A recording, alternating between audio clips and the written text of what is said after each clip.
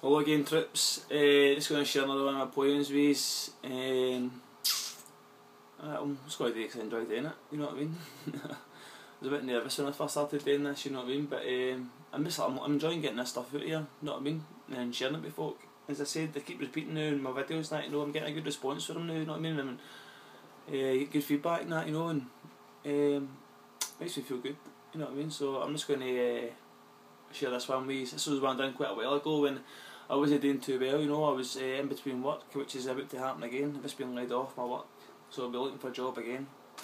It's just a bit of the experience I had. Well, I didn't actually have it personally, you know, but it's just a bit of an experience that a guy, an imaginary guy, once had down at the job centre. And the poem is called Old Face at the Job Centre, and it's by me, and I'm just going to start reading that to you. Down at the job centre today, where everyone's down on their luck, some desperate for employment and some who just don't give a fuck. Looking through the job points, wondering whether to laugh or cry. A shitty short list of positions that require experience to apply. I give it up for another day and decide to leave this place. But as I do, I see a man and I'm sure I know his face. He's sitting waiting with all the rest to have his papers signed. Just a statistic without a job, to whom the world is blind. All thoughts of leaving have left me, and my melancholy is gone. I feel that I must talk with the man to whom I'm powerfully drawn. I sit beside the bearded man.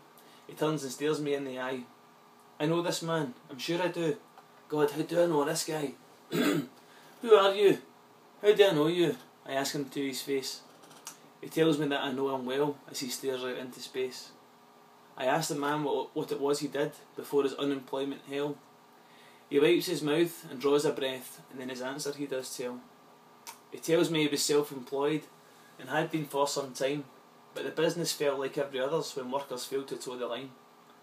He explained that many years ago he had this great idea. He'd create some jobs for grateful folk, then expand things year by year. He said at first things went real smooth and all was going well, but things in the company began going wrong as the workforce began to swell. Many of the new folk who he employed didn't care much for this man's work. Some thought that they could run things better, others didn't bother turning up. Despite this man's best efforts, things went from bad to worse. Lazy workers didn't blame themselves, it was this man that they'd curse. There were some who still loved the man, but not as many as he'd been hoping. The majority were the ungrateful, who didn't want his factory open. And sure enough, on a fateful day, the man's dreams all fell apart. The place was closed down forever, and the workers did depart. So that's my story, said the man. That's why I wound up here with you. You see, Derek, in these dark times, even God's redundant too.